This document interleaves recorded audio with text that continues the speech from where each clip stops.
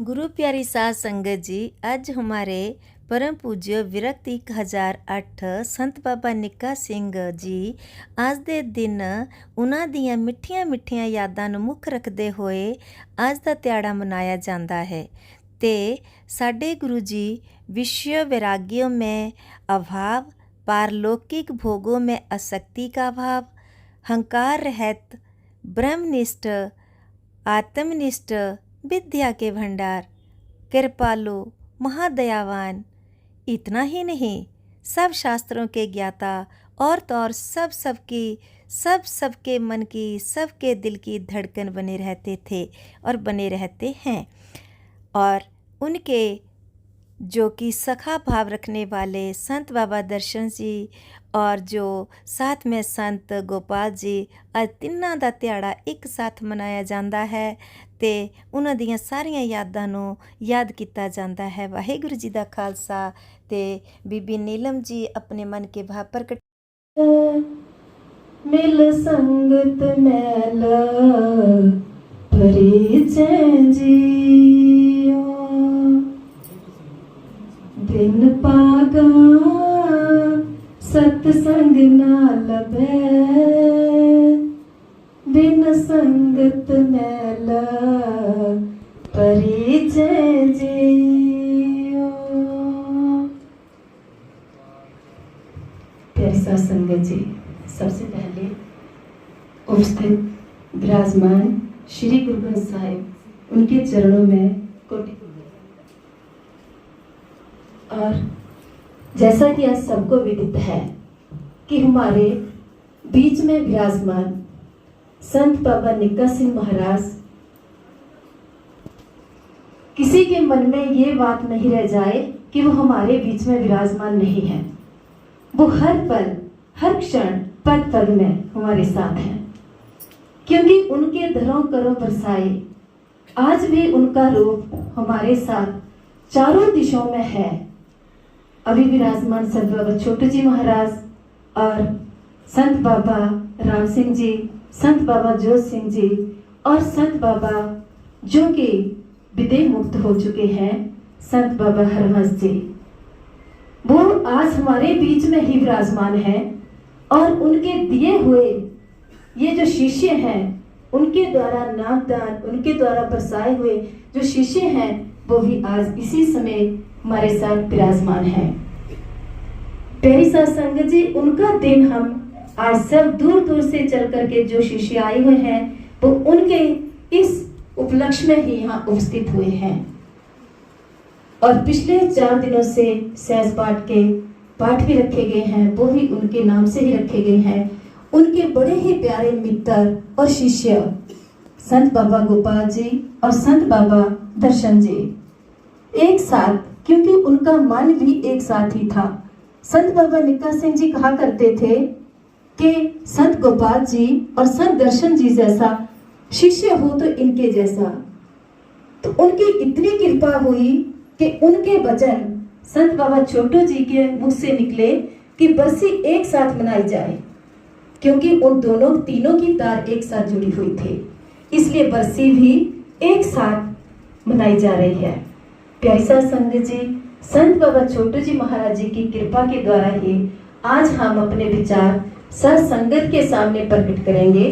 आज का विचार है कि जीवन मुक्त क्या होता है और उसका व्यवहार कैसे होता है और सामान्य रहकर भी किस प्रकार वो अलग रहता है।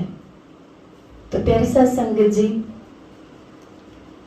इस विषय पर सतगुरु जी हमें समझाते हैं कि जो अज्ञान जनित जीव होता है, उसका ये दृढ़ निश्चय होता है कि मैं शरीर हूं, मैं ब्राह्मण हूं, मैं क्षत्रिय हूं, मैं वैश्य हूं, मैं शूद्र हूं।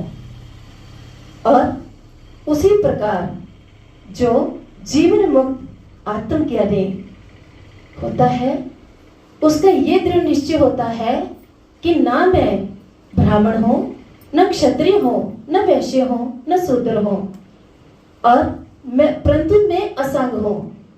शरीर से मेरा कोई संबंध नहीं है। शरीर, इंद्रियां ये सब और मन, बुद्धि आदि ये सब मेरे से ही प्रकाशित होते हैं। मैं किसी दूसरे से प्रकाशित नहीं होता, क्योंकि मैं स्वयं प्रकाशमान हूं। मैं सच्चित अनंत हूं। मेरा स्वरूप सच्चित अनंत है। सभी मेरे से प्रकाशित होते हैं। मैं किसी दूसरे कारण का प्रकाशित नहीं हूं। मैं अंतर्यामी हूं। मैं दृष्टा, मैं साक्षी, स्वरूप से चैतन्य स्वरूप हूं। प्यारी साध संगत जी, ये इन दोनों का अंतर है, जीवन मुक्त का और एक जो अज्ञान जनित जीव है। एक दोनों में ये अंतर है। तो प्यारी साध संगत जी, हमें इस तरह से जीवन मुक्त होकर के हमें ये जीवन मिला है, तो हमने यहाँ आकर के जीवन मुक्त होना है, ना कि हम अविद्या के वश में आकर के बार बार जन्म लेना और मृत्यु, इस चक्कर से हमने छूटना है। और जो अप्रोक्ष अनुभूति करता है, ऐसा व्यक्ति ही जीवन मुक्त कहलाता है।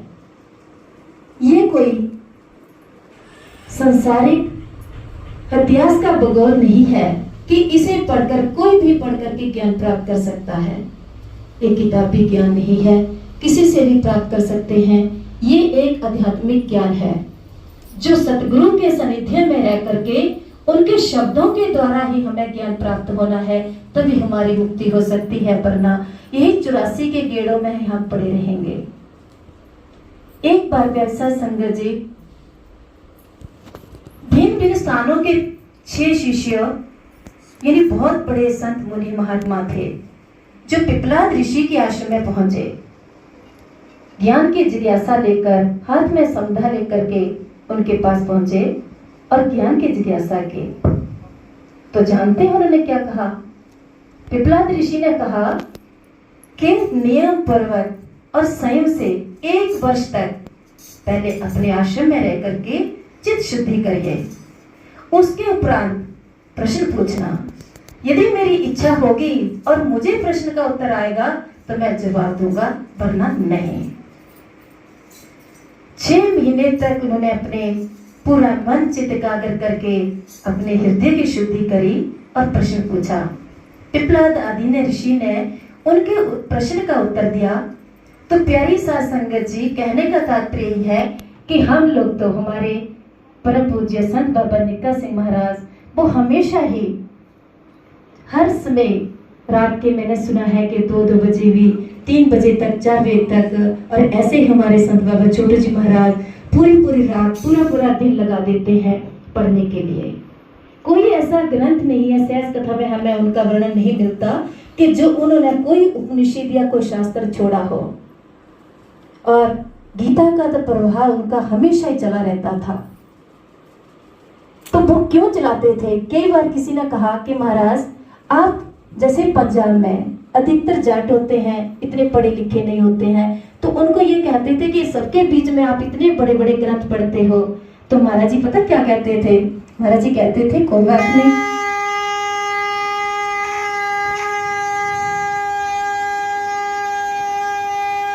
कोई तो इसमें से समझेगा।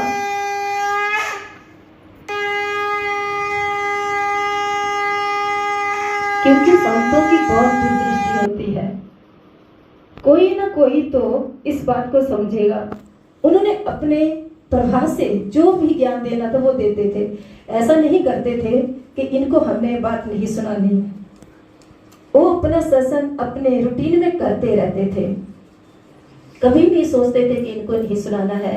तो प्यारी साध संगत जी, हमारा कहने का तात्पर्य है कि अपना कीमती समय, ये बहुमूल्य जीवन बहुत मुश्किल से मिलता है, बहुत मुश्किल से मिलता है। इसको ऐसे नहीं गंवाना चाहिए।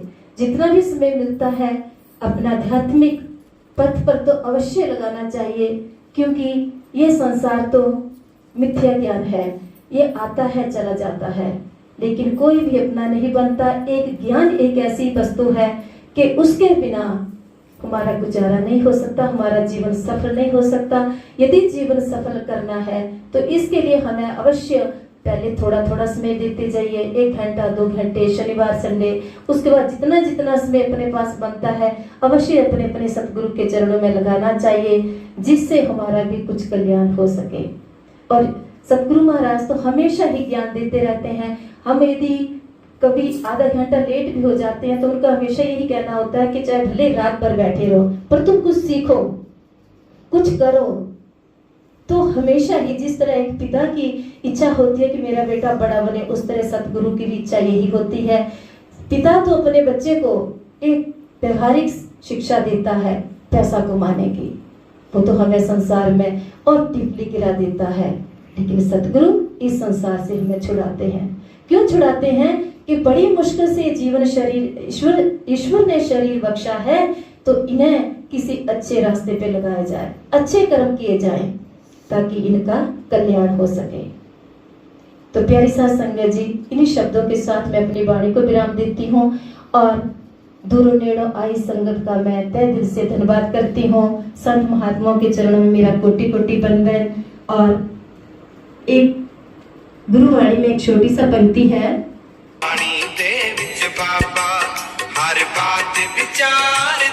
ज्ञान की चाबी सतगुरु के हाथ में होती है, क्योंकि ज्ञान की जो ताला है वो केवल सतगुरु ही उसे खोल सकते हैं और कोई नहीं खोल सकता। तो प्यारे साथ संगत जी, सारे मिलकर के बोलेंगे,